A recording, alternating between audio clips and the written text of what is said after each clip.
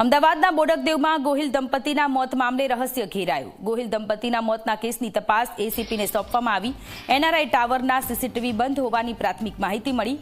રિવોલ્વરમાં 2 જ ગોળી હોવાની માહિતી મળી છે। યશરાજસિંહ ગોહિલના હાથે પત્નીને ગોળી વાગી હતી।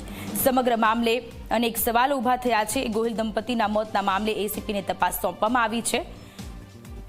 એનઆરઆઈ ટાવરના સીસીટીવી બંધ હોવાની પ્રાથમિક માહિતી મળી રહી છે। ગોહિલ દંપતીના મોત મામલે રહસ્ય વધુ ઘેરાયું છે।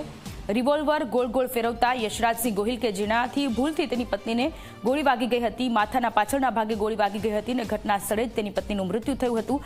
આઘાતમાં આવી જઈ અને યશરાજસિંહ કે તેણે પણ જીવન ટૂંકાવ્યું, આત્મહત્યા કરી હોવાનું સામે આવ્યું। પરંતુ સવાલો એટલા માટે થઈ રહ્યા છે કે જે સીસીટીવી છે સીસીટીવી બંધ હાલતમાં જોવા મળી રહ્યા છે। સંવાદદાતા દર્શલ જોડાયેલા છે વધુ વિગતોની સાથે। દર્શલ, રિવોલ્વરમાં 2 જ ગોળી હોવાની માહિતી અત્યારે સામે આવી છે। એસીપીને અત્યારે તપાસ સોંપી દેવામાં આવી છે। વધુ વિગતો શું છે?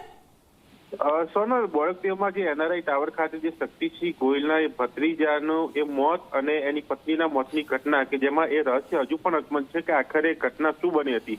અલગ અલગ 2 બાબતો એ સમય દરમિયાન સામે આવી છે કે જ્યાં કોંગ્રેસના પ્રવક્તાએ જણાવ્યું કે રિવોલ્વર ફેરવતી વખતે એ ગોળી વાગી હશે અને જે 108ના કર્મચારી ત્યાં હાજર હતા જેની સાથે G24 કલાકે એક્સક્લુઝિવ વાત કરી તેને એવું જણાવ્યું હતું કે યશરાજે એવું કહ્યું કે રિવોલ્વર જે કવરમાંથી કાઢતા સમય દરમિયાન એક ગોળી અચાનક વાગી ગઈ।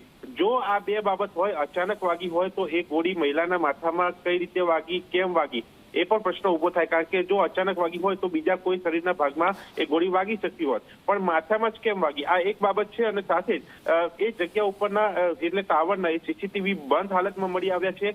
બીજી બાબત હતી કે મહિલા અને એટલે યશરાજ અને તેની પત્ની એ હોટલમાં જમવા ગયા હતા, બાદમાં ત્યાં નીચે સોડા કે જ્યુસ પીવા ગયા હતા। તો એ સમય દરમિયાન ત્યાં શું થયું હતું અને રાત્રે ક્યાંય કોઈ ઝઘડો થયો હતો અને તે બાદની આ ઘટના બની છે કે કેમ, એ પણ એક તપાસનો વિષય છે। આ તમામ બાબતોની પોલીસ તપાસ કરી રહી છે અને આ સમગ્ર તપાસ જે છે એસીપીને સોંપવામાં આવી છે।